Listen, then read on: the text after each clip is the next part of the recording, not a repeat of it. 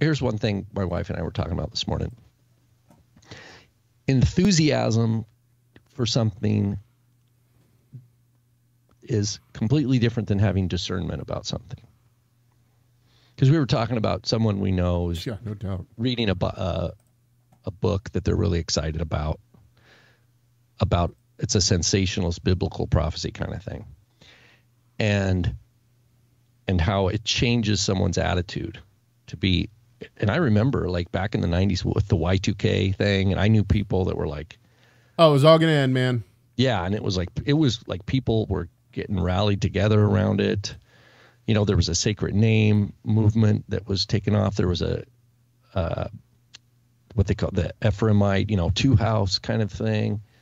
All these things were coming together with this, and Rude coming around saying that Yeshua was coming back in that year, all this kind of stuff. And you'd have people getting together and they were, it's like, people were really excited. And so there was a lot of enthusiasm, but zero discernment. Zero discernment.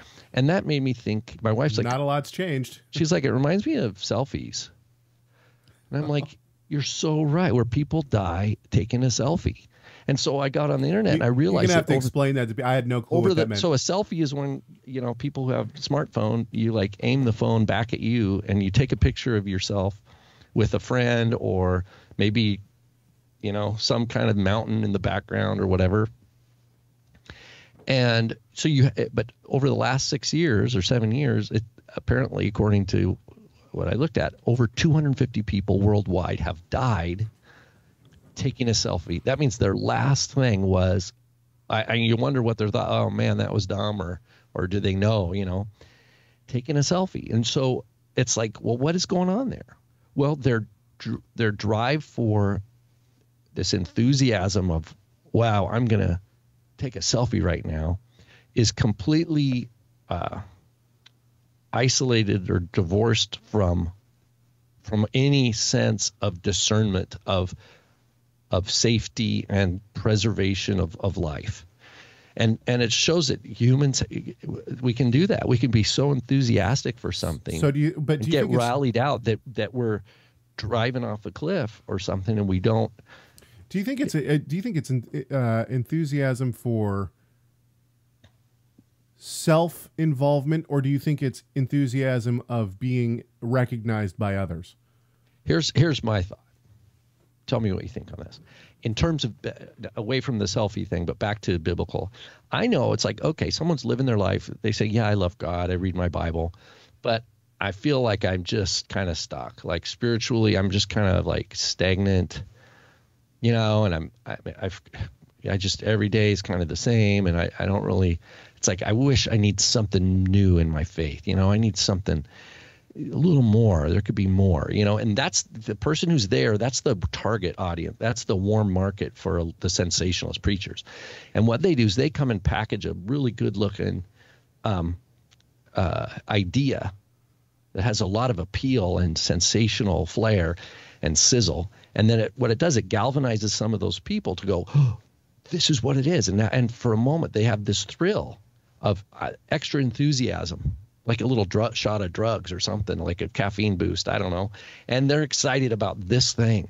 And then they jump into it, and that they connect with other people that are excited about that same thing. Well, that doesn't, just because that's happening, doesn't mean there's discernment. As a matter of fact, I would say that most of the time when there's that kind of thing happening, there is no discernment.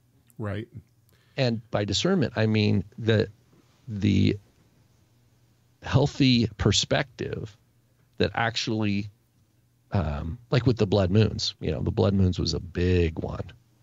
People never thought to go, oh, actually, does the Bible ever say that a blood moon is an eclipse? How do we know that a blood moon is what these people are calling a blood moon? I mean, there's no evidence in the Bible. That's like one thing right off the bat. So we don't know that biblically. So there's a leap. The very first idea, but don't you that think a blood moon is an eclipse is a leap, and then you go from there and look at what these guys are doing, and then they're on to some new thing. Like we did the recording. Remember the guy talking about the ion, the 70, right? And making all this money and then moving on to another city. That kind of thing, sadly, is what I'm talking about. It's someone comes, they hype everything up, everybody puts some money in the hat, and then they just move on to another city, and no one is there to stand up and say, what you're teaching is wrong. Okay, but you know what? Hang on just a sec. I've been trying to say this for a long time, and everybody cries foul, but I think that essentially what you have with the Hebrew roots movement is 100% of what you're talking about. Basically, you had this one great biblical epiphany, which was, oh, wait, maybe we should be resting on the Sabbath. Like maybe it's not 9 commandments, maybe it's actually 10 commandments, right? Which kind of blossomed into some other very interesting and good and biblically sound theology, right? And this then it went lunar. Well, yeah, but then this sparks what is like, okay, Hebrew roots movement, maybe, whatever. And almost instantaneously, it's like the drug fix dies down. Like people, oh yeah, we keep the Sabbath. Oh yeah, we've really been learning a lot from keeping like Passover and stuff like that. But it's like, oh, the high isn't there anymore. And this is like late 80s. Yeah. Late 80s, right? I'm like 6, 7 years old at this point, and all of a sudden it just turns into nonsense. It turns into, where can we get the next high? And so you're getting, word pictures, how to pronounce the name, at symbol, lunar Sabbath, the canon, Talmud, all things Jewish are right, kind of a thing. Kabbalism seeps in. All of a sudden you got people like Itzhak Shapira going around saying that Yeshua's Metatron, full on false gospel heresy.